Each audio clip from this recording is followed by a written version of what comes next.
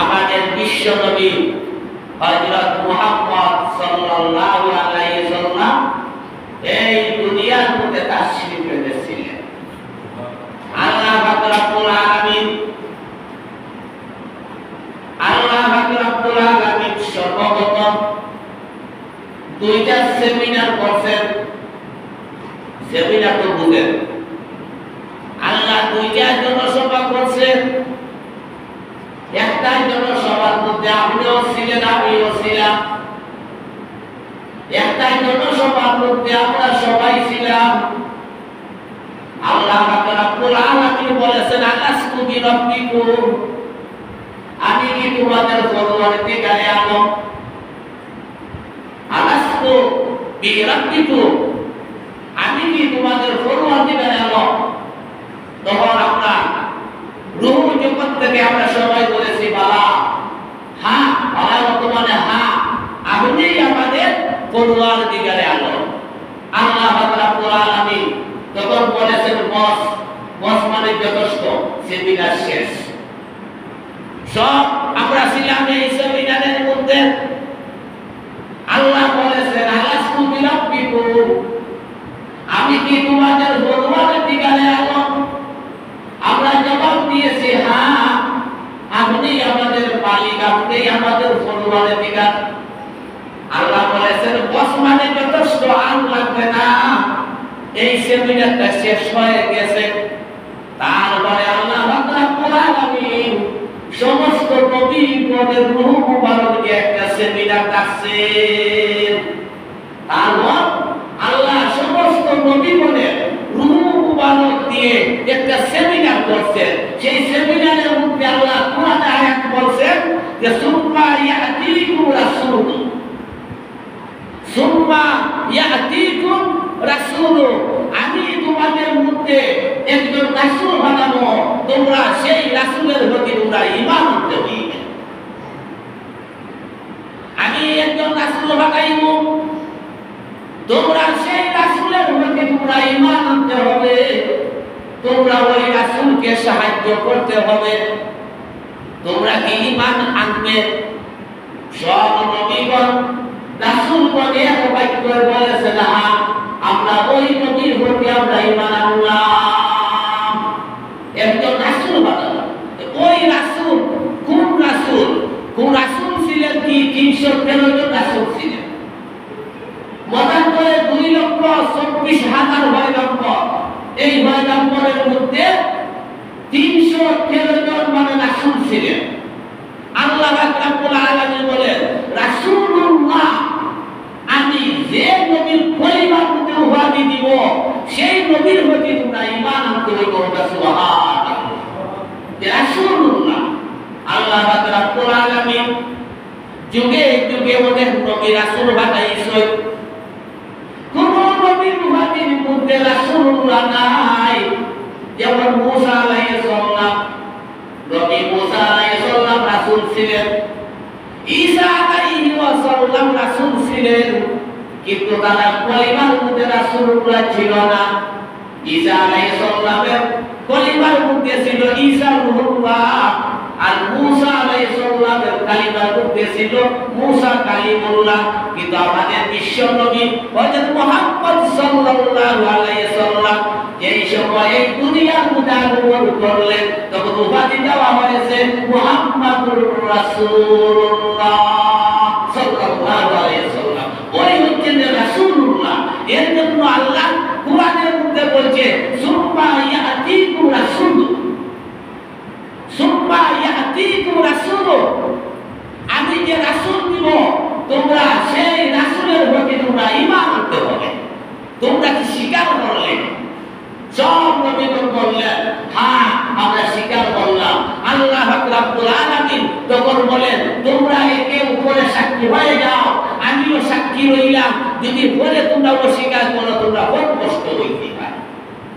ভাইরা আমার, দেখো আল্লাহ রাব্বুল আলামিনের কালিমা লা ইলাহা ইল্লাল্লাহ, এই আল্লাহ রাব্বুল আলামিনের কালিমা লা ইলাহা ইল্লাল্লাহ, লা ইলাহা ইল্লাল্লাহর মধ্যে 12টা হরফ আছে। কেমন যেমনি মুহাম্মাদুর রাসূলুল্লাহর মধ্যে 12টা হরফ।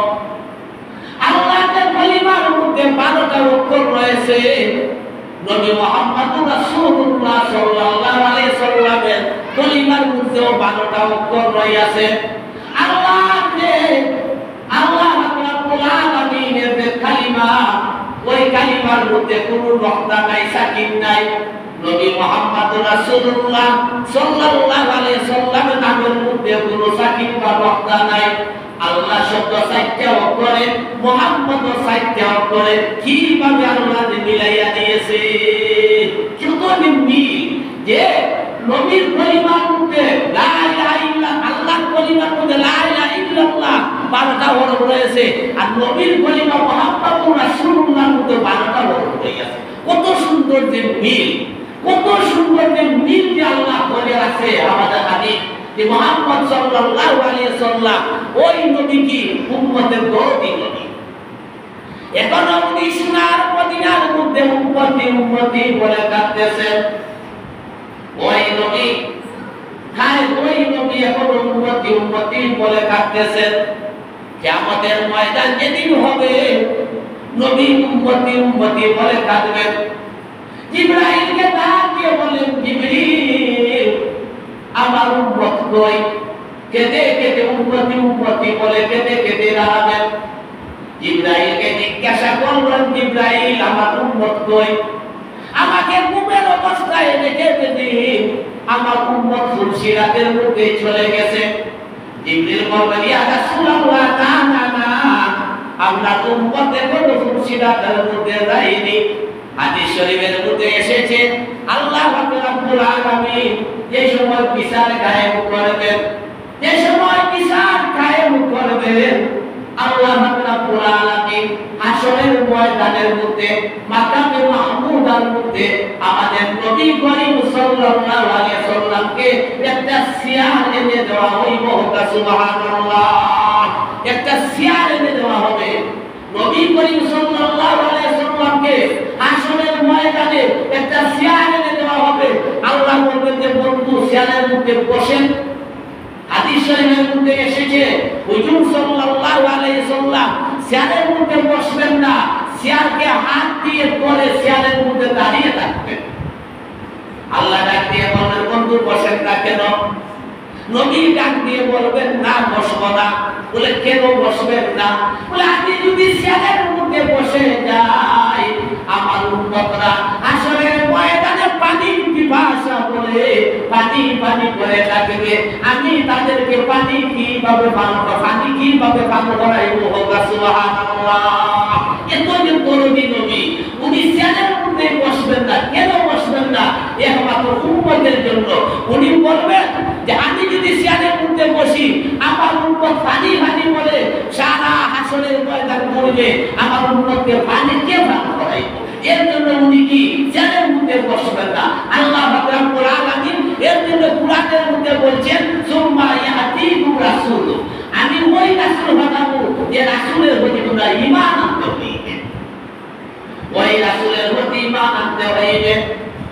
রাসূলের প্রতি যার মহব্বত বেশি থাকবে, যার মহব্বত যত বেশি থাকবে, সে রাসূলের বেশি প্রেমিক হইবে। আপনারা নাম শুনেছেন ওয়াইস কুরনি রহমাতুল্লাহি আলাইহি, আপনারা নাম শুনেছেন। উনি কিন্তু আমাদের নবীর পাগল ছিলেন, কিন্তু তার মায়ের সেবার জন্য আমাদের নবীর খেদমতের মধ্যে যাইতে পারেন নাই। হাদিস শরীফের মধ্যে আছে হুজুর সাল্লাল্লাহু আলাইহি সাল্লাম ঘোষণা করেন, তার আসরের ময়দানে যেই সময় ওয়াজ কুরনিকে, যেই সময় জান্নাতের দরজার মধ্যে যাবেন, আল্লাহ ডাক দিয়ে বলবেন, ওয়াইজ কুরনি, থামো, এখন তুমি জান্নাতের মধ্যে যাইও না। আমি এই জান্নাত আর জাহান্নামবাসীদেরকে আমি দেখাইয়া দিতে চাই। তুমি যে আমার হাবিবের প্রেমিক ছিলে, তুমি তোমার মায়ের যে খেদমতগার ছিলে, তুমি যে তোমার মায়ের খেদমত করেছিলে, আর তোমার অন্তরের মধ্যে আমার বন্ধুর মহব্বত ছিল, আজ আমি হাসরের ময়দানে দেখাইয়া দিতে চাই। তুমি যাও জাহান্নামের মধ্যে যাও, তোমার আঙ্গুলের ইশারা যার প্রতি করবে, তুমি যাকে আঙ্গুল দ্বারা ইশারা দিবে, তোমার আঙ্গুলের ইশারা দিতে দেরি হবে, আমি ওই ব্যক্তিকে জান্নাতের মধ্যে পৌঁছাইতে দেরি করব না। বলেন সুবহানাল্লাহ। কিন্তু যে দরদি ছিলেন ওয়াইস কুরুনি রহমাতুল্লাহ আলাইহি, উনি নবী করিম সাল্লাল্লাহু আলাইহি সাল্লামের জিহ্বা মুবারক পেয়েছিলেন, জিহ্বা পেয়েছিলেন।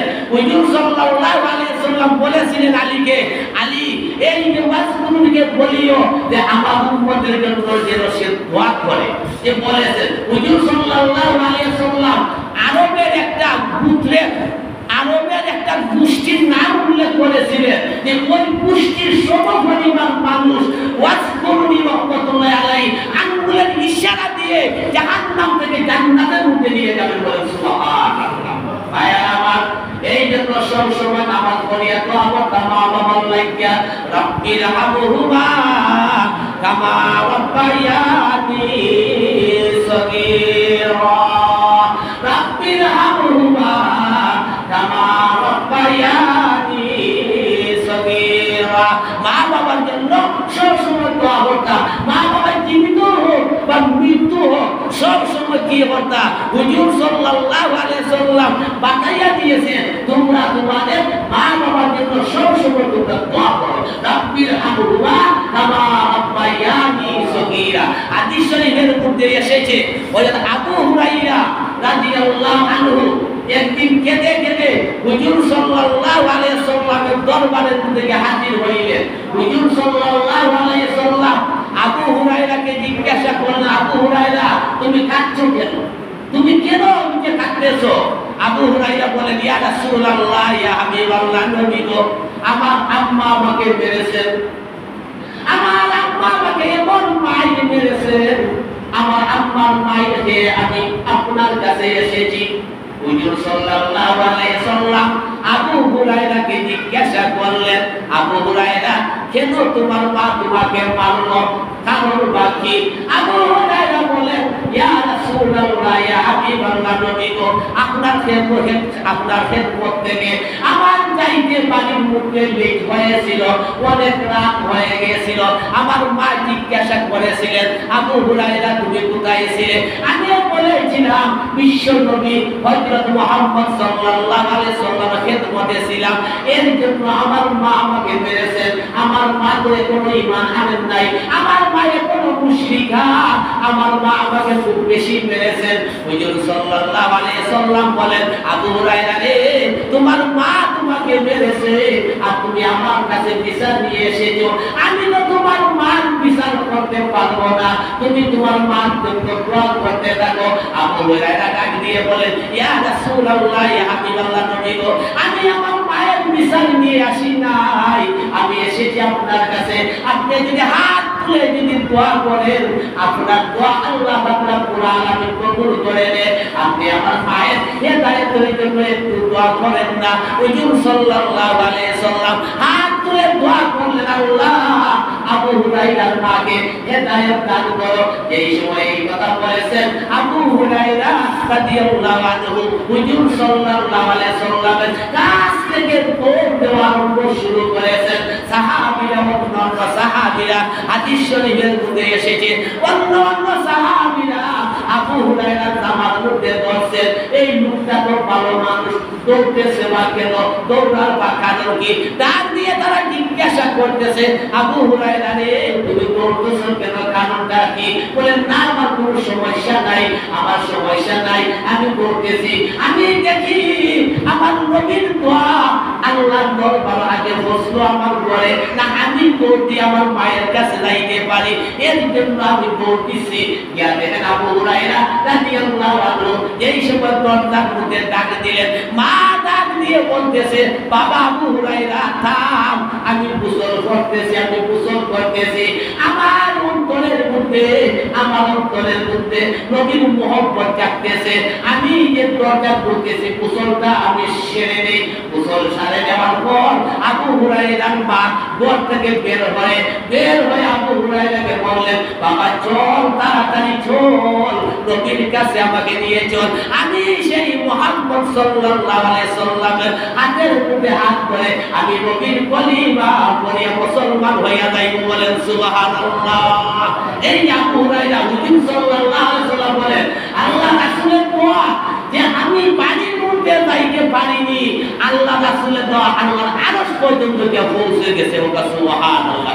এই যে রাসূল করিম সাল্লাল্লাহু আলাইহি সাল্লাম আমাদের যে বিশ্ব নবী, এই বিশ্ব নবী কি এই রবিউল আউয়াল মাসে গিয়ে দুনিয়ার মধ্যে আগমন করছিলেন।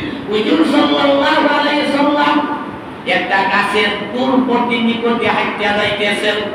উনি হেঁটে যাইতেছেন, গাছ আল্লাহর দরবারে ফরিয়াদ করতেছে যে মালিক, তোমার বন্ধু আমার সামনে দিয়ে যাইতেছে, তোমার বন্ধুকে দূর থেকে দেখে আমার তৃপ্তি মিলতেছে না, তুমি যদি অনুমতি দেও তাহলে আমি কি করি, একটু হেঁটে হেঁটে তোমার বন্ধুকে সশক্তি আমি মানে দেখে আসি।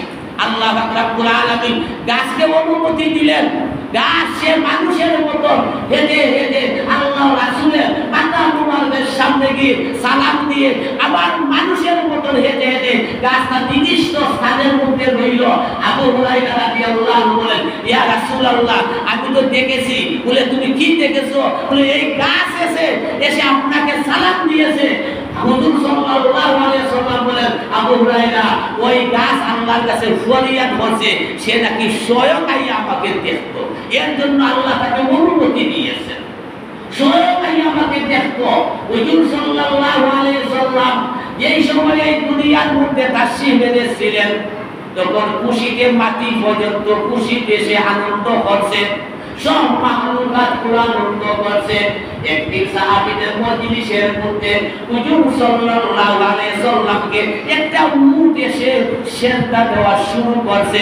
একজন সাহাবী ডাক দিয়ে বলেন, ইয়া রাসূলুল্লাহ, ইয়া হাবিবাল্লাহ, নবী গো, ওদের একটা উট আপনাকে সিজদা দেয়, কিন্তু আমরা তো তার থেকে আরো উত্তম, আপনি আমাদের নবী, আমরা ইচ্ছা করছি আপনাকে সিজদা দিতাম। হুজুর সাল্লাল্লাহু আলাইহি সাল্লাম বলেন, না না না, এগুলা নিষিদ্ধ, সিজদা একমাত্র আল্লাহ রাব্বুল আলামিনের জন্য। মানুষ মানুষকে কখনো সিজদা করতে পারে না। যদি মানুষ মানুষকে সিজদা করা তাই হইতো, আমি স্ত্রী লোককে বলতাম, তোমরা তোমাদের স্বামীকে তোমরা সিজদা করো। মানুষ মানুষের জন্য সিজদা নিষিদ্ধ। যদি আমার সিজদা জায়েজ থাকতো তাহলে আল্লাহ রাসূল বলেন যে আমি মহিলাকে বলতাম, স্ত্রী লোককে আমি বলতাম, তোমরা তোমাদের স্বামীকে তোমরা সিজদা করো, তোমরা তোমাদের স্বামীকে তোমরা সিজদা করো। আর মানুষ মানুষকে কি সিজদা দেওয়া নিষিদ্ধ, এর জন্য আল্লাহ রাসূল সাল্লাল্লাহু আলাইহি সাল্লাম এগুলা যে মানে বলেন নাই। এই যে রবিউল আউয়াল মাস, এই মাস বড় মহব্বতের মাস। আমি বলেছিলাম গত সপ্তাহে, একটা দুরূদ শরীফ যদি এই মাসের মধ্যে কেউ 1,25,000 বার, 1,25,000 বার যদি এই দুরূদ শরীফটা কেউ যদি মাসের দিকে পড়ে, ওই ব্যক্তি হুজুর সাল্লাল্লাহু আলাইহি সাল্লামকে স্বপ্নে যুগে তার সাথে সাক্ষাৎ হয়ে দিব। সুবহানাল্লাহ। দুরূদ কয়টা কি? সাল্লাল্লাহু আলা মুহাম্মাদ সাল্লাল্লাহু আলাইহি ওয়াসাল্লাম, সাল্লাল্লাহু আলা মুহাম্মাদ সাল্লাল্লাহু আলাইহি। এই যে রবিউল আউয়াল মাস, এই মাসের মধ্যে বেশি বেশি হয়ে এই দুরূদ শরীফটা পড়বা। যদি এই দুরূদ শরীফ না ভালো, তাহলে আরেকটা সিস্টেম আছে, করতে পারবা, আসসালাতু ওয়াসসালামু আলাইকা ইয়া রাসূলুল্লাহ, আসসালাতু ওয়াসসালামু আলাইকা ইয়া রাসূলুল্লাহ। এগুলো 1,25,000 বার করতে হবে, এগুলো করতে পারবা। আসসালাতু ওয়াসসালামু আলাইকা ইয়া রাসূলুল্লাহ, আসসালাতু ওয়াসসালামু আলাইকা ইয়া হাবিবাল্লাহ। এই যে দুইটা দুরূদ শরীফ, এই দুই, একটা সালাম আর একটা দুরূদ শরীফ, ওগুলা বেশি বেশি হইরা কি হতা এই রবিউল আউয়াল মাসের মধ্যে হতা। এই মাস হচ্ছে শ্রেষ্ঠ মাস। এর জন্য আল্লাহ রাব্বুল আলামিন কোরআনের মধ্যে বলেন, সুম্মা ইয়াতিকুম রাসূল, আমি রাসূল দিব, তোমরা ওই রাসূলের প্রতি তোমরা ঈমান আনতে হবে। আমি রাসূল পাঠাবো, এই রাসূলের প্রতি তোমরা ঈমান আনতে হবে। তোমরা কি স্বীকার করলে? সবাই এক বাক্যে বলছেন, হ্যাঁ আমরা স্বীকার করলাম। আল্লাহ রাব্বুল আলামিন তখন বলছেন, তোমরা একে অন্য সাক্ষী হয়ে যাও, আমি নিজেই সাক্ষী সাক্ষী রইলাম যদি পরবর্তীতে তোমরা অস্বীকার করো তাহলে তোমরা কি ফাঁসি বইতে পারো। এর জন্য বিশ্ব নবী হযরত মুহাম্মদ সাল্লাল্লাহু আলাইহি ওয়াসাল্লাম এই দুনিয়ার মধ্যে এই মাসের মধ্যে আগমন করেছেন। আমার কিন্তু ইচ্ছা সারা মাস নবীর যে শান আর মানের যে ওয়াজ করা আমার দুইগুলা ইচ্ছা ছিল, কিন্তু এগুলো প্রতিনিধি হরি ওয়াসল্লিরা হইবা হুজুর আর ওয়াজ তো হইয়া ভাইটা খালি বিশ্ব নবীর ওয়াজ আর বিশ্ব নবীর ওয়াজ। কিন্তু হে আমাদের নবী হচ্ছে আসল, আমার নবী হচ্ছে ঈমান। নবীর প্রতি যার যত মহব্বত বেশি থাকবে সে তত ঈমানদার হইবে। যার প্রতি নবীর প্রেম বেশি তার ততখানি ঈমান শক্তিশালী। এর জন্য নবীর প্রতি মহব্বত রাখতা, নবীর প্রতি নবীকে ভালোবাসতা, বেশি বেশি হইরা কি করতা নবীর প্রতি দুরূদ শরীফ পড়তা। আর এই রবিউল আউয়াল মাস এই যে দুরূদ শরীফ বেশি বেশি করে পড়তা সাল্লাল্লাহু আলা মুহাম্মদ সাল্লাল্লাহু আলাইহি ওয়াসাল্লাম মুহতারাম হাজির মিলাদ শরীফ আছে। আল্লাহ পাক রব্বুল আলামিন আমরা এই রবিউল আউয়াল মাসের বরকত এবং ফজিলত দান করতা। ওয়া আখিরু দাওয়ানা আলহামদুলিল্লাহি রাব্বিল আলামিন। أعوذ بالله من الشيطان الرجيم. بسم الله الرحمن